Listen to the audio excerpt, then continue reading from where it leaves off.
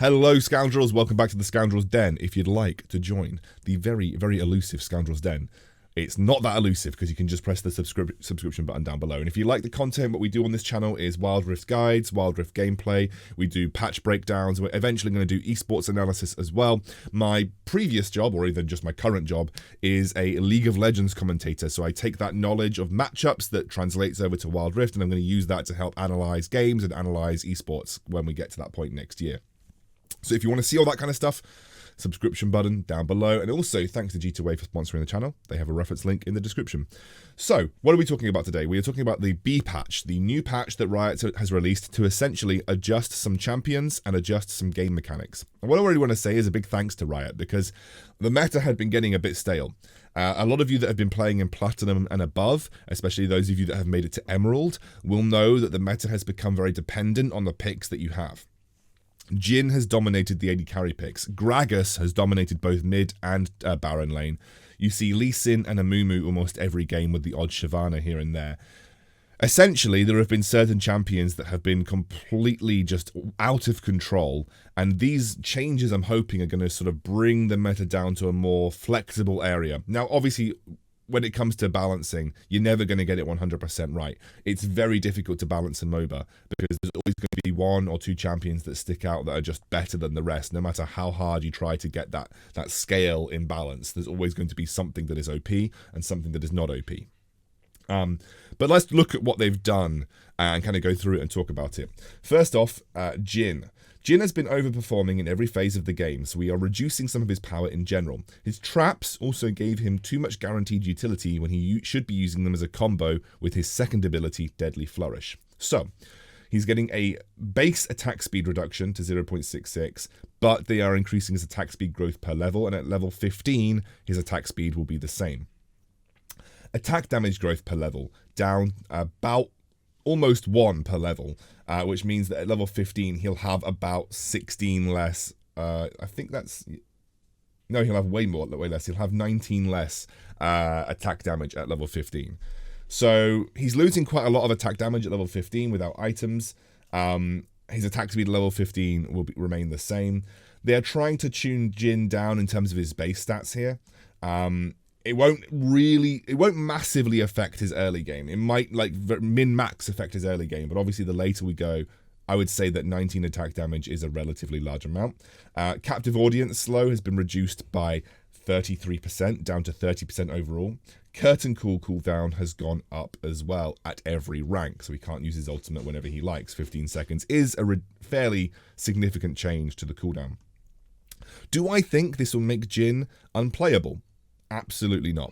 I still think we will see Jhin as a priority AD carry. It may just mean that things like Kai'Sa and Misfortune are more attractive options. I definitely think Kai'Sa, who has not been touched here, is something that we can look at, but Jhin is still a bit of a lane bully. I still think Draven is likely going to be played at a pretty good level. I don't think this makes Jhin unplayable. I actually still think Jhin is going to be a good pick. I'm not convinced that these are big enough nerfs to Jhin overall.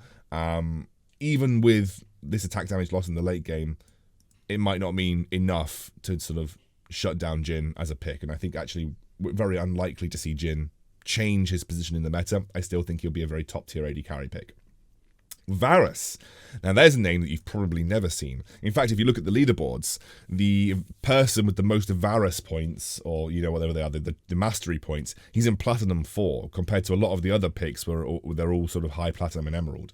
So you know there is evidence to say that Varus was in a pretty weak spot. So his movement speed has been buffed by 5. People always say, "Oh, movement speed buffs, do they really mean that much?" But for an AD carry, that is a pretty good buff. His Blighted Quiver cooldown is being reduced by 5 seconds, and the buff duration is being increased by 6 seconds. And also he's getting a percentage HP damage increase, 0.5, pretty much across the board. Do I think this makes Varus good? No. The problem with Varus is that we're in a very burst-heavy AD carry meta. Ezreal kind of burst heavy. Jhin kind of burst heavy. Misfortune kind of burst heavy. Draven kind of burst heavy. Kai'Sa, even to an extent, kind of burst heavy if you're isolating a target with her Q. Varus, especially without the item Ginsu's Rageblade in the game, I think he's going to struggle to have an impact. He just doesn't seem to deal significant enough damage. Now, what this does allow you to do is do 15% of the max health damage as opposed to 13.5. But is that 1.5% max health damage overall going to make that much of a difference? It's difficult to say. But probably not. I don't know if this is going to make Varus good enough. I think what they really should have done was maybe put some more AD scaling on his piercing arrow, opened up lethality Varus builds, which were kind of the niche that Varus was able to use in League of Legends PC version. However, I'd be interested to see if people are making better use of him given this change. I don't think it makes Varus insanely good. It may change the abilities that you max. So instead of maxing ability 1 then ability 3, you may end up maxing ability 1 then ability 2.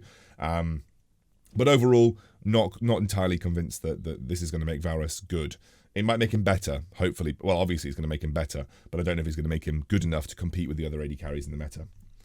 Ezreal has been dishing out strong damage while staying safe, a little too safe. We've pulled back his damage a little more and increased his third ability, Arcane Shift cooldown, so jumping into a fight is riskier. Rising Spell Force is passive, so he gets, every time he lands an ability, he gets a stack of Rising Spell Force, and that gives him attack speed. That has been cut by 2.5% per stack, which means you're going to lose, you're going to lose 12, I think it's 5 stacks on Ezreal's passive, so that's a pretty big nerf to the overall attack speed that you can get from Rising Spell Force. Mystic Shot. Damage has been nerfed from the second level up all the way up. Arcane Shift cooldown has been massively increased by 6 seconds at the start, all the way up to 3 seconds when you've maxed it. These are actually some pretty big hits to Ezreal. I definitely think this reduces his power level even more. They previously did nerf him. I think this is gonna take him down a notch even further. I still think Ezreal's playable, don't get me wrong. He has the Iceborne Gauntlet build, which makes him pretty unique in the sense that he's one of the few AD carries that can play a more defensive control style build. So there's obviously always going to be a place for him. He's always likely, alongside Misfortune, going to be picked into Draven because they're able to keep their range and poke them with their first ability. But I'm pretty convinced that this is not a great space for Ezreal now. I do actually think he's crying pretty hard. Any Ezreal mains are probably crying at these changes because they are pretty significant. Yeah, I think Ezreal takes a big hit here, unfortunately. Give me a second. I don't know if you can hear my son in the background, just like going crazy with his toys. Akali has been especially weak since her release. Press X to doubt, by the way. We've given her some better ways to survive their laning phase and capitalize on outplays like the rogue assassin she is. A base armor increase of 35 is going to increase her viability in Zed matchups, increase her viability in Yasuo matchups, increase her viability in Baron lane matchups, like versus things like Darius or Garen. She's getting bonus movement speed when she's applied the Assassin's Mark, so 50%. Twilight Shroud cooldown is coming down, and the bonus movement speed that she gets within it is going up by 5% every rank, and the Shuriken Rip Flip missile range is going up by 0.5. These are some nice buffs to Akali, and I already think she was relatively high tier. So I think we see a lot more Akali now. I think Akali might even be one of those kind of like first pick on either side type champions. You have to be very good with Akali. She's got a higher skill cap than most other champions in the game, but this definitely makes Akali incredibly strong. Like, all of these changes are great for her because she should beat Yasuo and Zed in a lot of instances. Like, she should actually beat them, and these armor changes are going to make that even better. So this might be a good way for her to counter Zed. I'm actually interested why they didn't touch Zed, by the way. Zed hasn't been touched at all in this B patch, and I actually think Zed was really strong. And I think one of the reasons that we see low Akali win rates is because she's a very high skill cap champion. These are massive buffs to Akali, so I definitely feel like she's going to be S+ tier. And she was already like S tier. People were even debating whether she was S+ tier already, but she was already S tier. This just makes her even better. Evelynn, now she was in a terrible spot. Evelynn absolutely sucked on Wild Rift. She's one of the worst junglers in the game, mainly because you had to snowball with her, or you just couldn't do anything. It's playtime. We're giving Evelynn a little bit more range on her Hate Spike, which is her first ability, so she can easily land charms and contribute to long fights. She's got a 1.5 range increase on Hate Spike with an AP ratio increase of 10%. So that's all they're changing. That might be enough, though, because one of the things that Evelynn failed to do, especially when it came to ganks, is that she had to get really in your face to be able to land the charm, and that made it more difficult for her to impact on ganks, and maybe even impact on team fights. Whether this makes Evelyn good enough, it's difficult to say. I think one of the big reasons that she sucked was that Hate Spike was a bad ability. It just didn't do as much damage as it did in the PC version. Do I think that she's going to be as good as some of the other junglers? I think with some of the nerfs that we're getting to other junglers, we might see some more Evelyn. But the problem with Evelyn always will be that she's a snowball jungler, and that if she doesn't snowball, it's very difficult to really use her effectively outside of that, because the problem that we have with Evelyn is that she's really just a single target damage champion. And so when you get to team fights, this is why AMUMU was really good in late game, because you just went in and used your ultimate and suddenly things were great. With Evelyn, she's always going to be a single target damage champion, so you kind of have to blow someone up, reset, find another person to kill, and it's a little bit more difficult to make that work. But these are some nice changes, and this probably makes Evelyn a little bit more viable. Whether it makes her as viable as some of the other junglers, I don't know. I don't think she provides enough in terms of utility and CC, but these are some good changes for Hate Spike. AMUMU. The Sad Mummy's meltdowns are getting a little out of control. Please don't nerf AMUMU, guys. I love AMUMU. We wanted to tone down his damage a bit and offer some breathing room to opponents to get caught in his curse. Despair, his second ability, that's the crying ability. The damage has been nerfed by 10 across the board, which is a big nerf, by the way. Luckily, one of the main forms of damage that he does is with Liandry's, and therefore this maybe won't matter a huge amount, but it is a pretty significant nerf, I would say. And Curse of the Sad Mummy, the stun duration only reaches 2 once you've maxed the ability at 15. So for the majority of the game, you're going to notice a significantly lower stun duration, which sucks. Does this make AMUMU bad? No, but it definitely reduces his power level overall. He's still playable. He's still going to be a good jungler. I just don't think he'll be the first pick, jungler that we saw alongside Lee Sin. It's definitely going to open up more junglers to bring into the mix. Kind of sad though. I really liked AMUMU, and this is like 10 damage. I think it's 10 damage per second as well. Is actually a pretty significant nerf overall. Like 35 compared to 25 damage per second is pretty crazy. Hey, it is what it is. He was very strong. Probably needed the nerf. He's still going to be good though. If you're an AMUMU player, don't worry. I still think he'll be fine. Not much can replace how useful Curse of the Sad Mummy is in teamfight situations. Not many other any other champions have those kind of team-wide impact abilities. So don't worry, AMUMU still has some place, and I still think he's going to be pretty good. BLITZCANK. You can always count on BLITZCANK to lend a hand, but lately he's been a little bit too reliable as a source of engagement for his teams. We tuned his reliability down a lot so opponents can punish him when he makes a mistake. Now, a little tip for those of you who are playing against a BLITZCANK, once he misses his hook, he's useless. So as long as he's not like level 4 or level 5, right? So once he misses his hook, you can just go and poke him over and over again, because really the one thing that BLITZCANK relies on in lane is landing a hook. That's basically all he's good for. So he misses a hook, you have like 15 seconds where you can go and just hit him with your basic attacks and your abilities. If he runs at you, that's when you know he's going to try and go for a knock-up and try and claw something back, so just be aware of that. His base mana has been reduced by 45.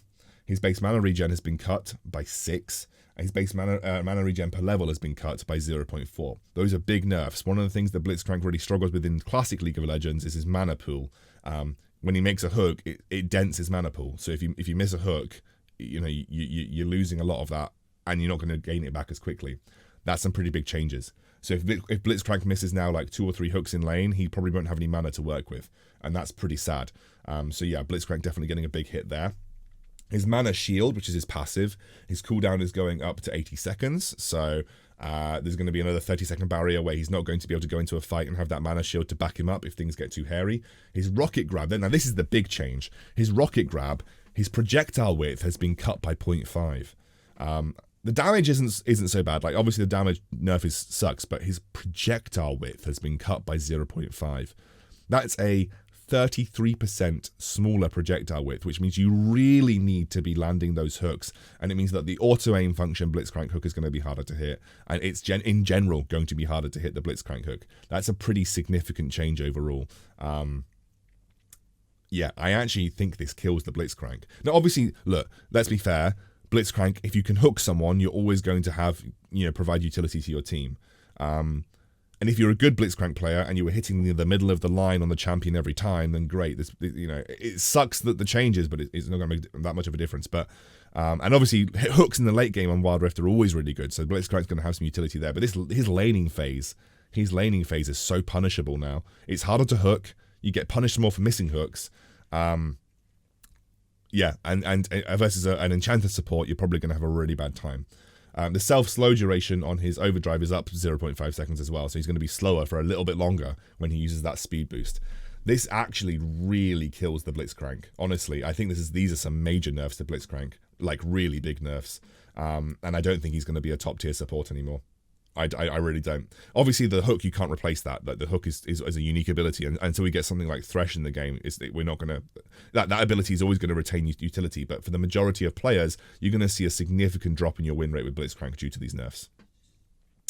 Lee Sin should fall off more as the game progresses, so we've scaled back the mobility and survivability he gets from the mid game from maxing Safeguard, which is his second ability. Even a blind fighting monk needs a weakness. So, Lee Sin's not getting that much of... I actually think Safeguard was the most OP ability on Lee Sin's kit. The cooldown stays the same across all levels. The shield value drops by 80. I thought that's 120. The shield value drops by 80 at level 4, which is a pretty significant shield drop. The damage bonus that he gets on his next basic attack has been nerfed by... What is that? Like 65 at the 4th level. And the physical and magic vamp has been cut across the board as well.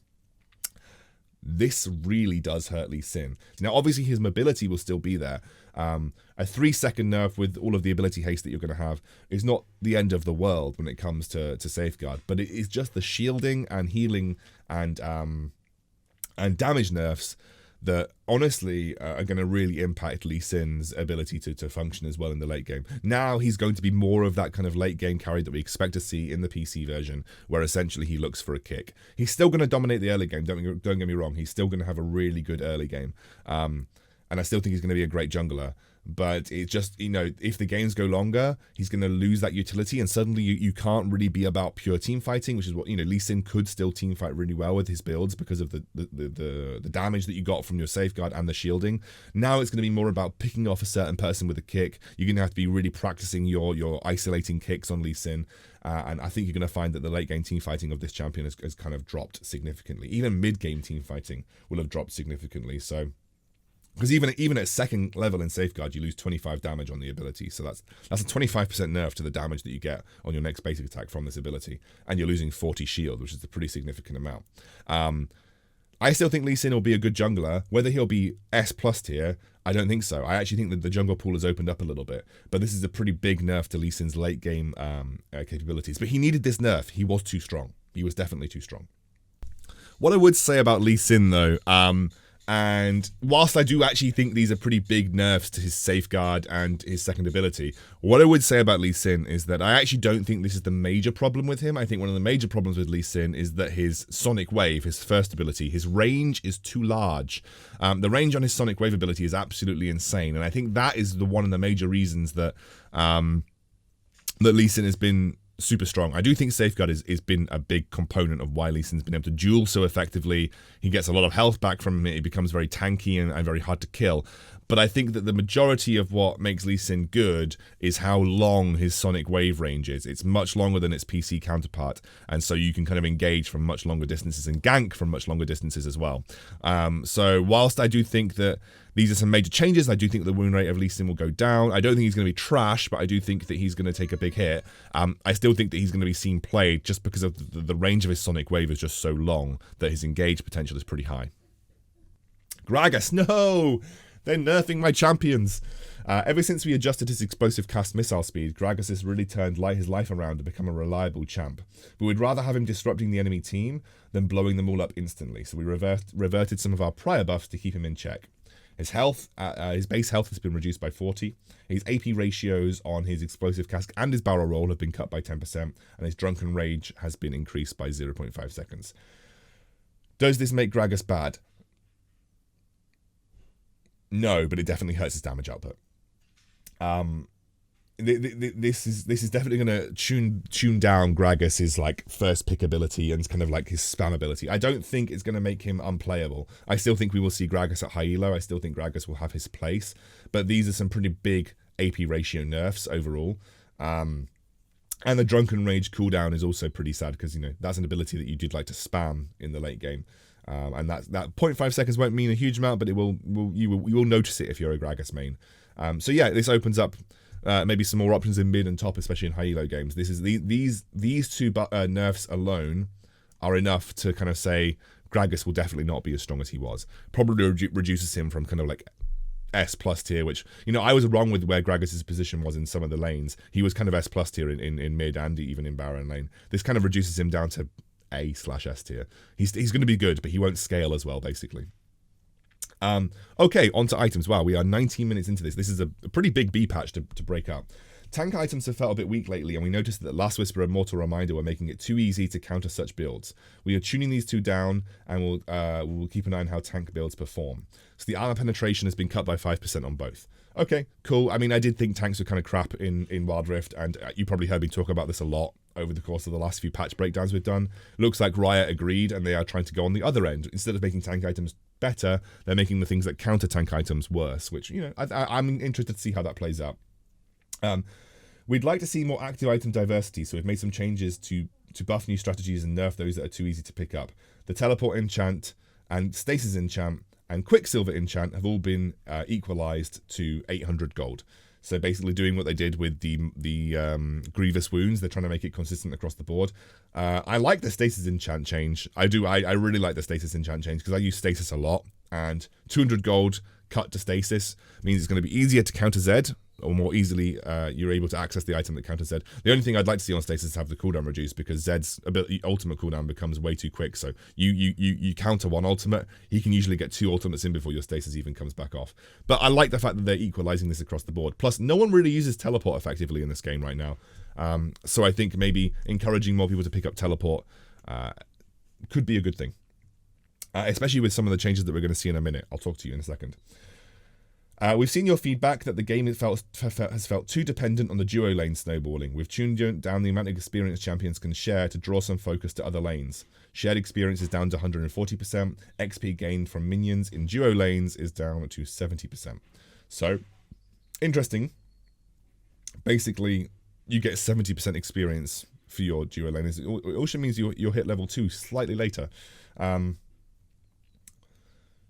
I know, I always felt AD carry at high elo was kind of weak. I always felt it was more jungle dependent, and I always felt like mid was really strong because you could roam a lot. Definitely felt like the duo lane was actually not the place where you saw the majority of games won or lost, but maybe it was like that in slightly lower elos. And again, duo lane definitely taking a hit here, and AD carries crying. It might mean that we have more roaming supports, though, to allow AD carries to get some more experience in gold by themselves, and then the supports take the hit, but we'll have to see. Smite is basically reduces XP gained from killing minions by 20% with the first 5 minutes of the game. I sometimes saw some Smite, laners take Smite to get levels really quickly, but they're going to get rid of that now, so Smite is only for jungle. And essentially for jungle monsters, they have increased the Baron Nashor respawn time by 30 seconds and increased the Scuttle Crab respawn time by 30 seconds. That I kind of agree with that, because it definitely felt like once the Baron had spawned and been taken, like the whole game was very, very much around Baron spawning and playing around Baron, and there wasn't much time to do something else on the map. As well as the Scuttle Crab as a jungler, it's worth so much experience and so much gold. Plus, it's a great source of regeneration. You often felt like you had to take the scuttle, and if the enemy jungler took the scuttles, you were getting behind. And if your ganks failed, that sucked. So now you've got 30 seconds extra to look for ganks and set things up, which I really like. The Baron change as well is especially nice, especially in conjunction with the teleport boot changes, because split pushing has never really been a huge thing in Wild Rift, because the map is so small and easy to navigate, plus the fact that neutral objectives are so quick to respawn, you don't get much time to enact split pushing strategies. So with the change to teleport boots and the Baron Nashor respawn time going up, we might see more split pushback strategies being approached in the game, which would be really good. Okay, that brings us back down to where we were previously, where we had the patch released before. Those are some big changes. I'm going to do a tier list in the next 2 days once I've got a kind of a grips of what's being played and what's being sort of seen in the meta. But for now, I hope you enjoyed the breakdown, and I'll see you soon. Oh, and if you like the content, feel free to subscribe.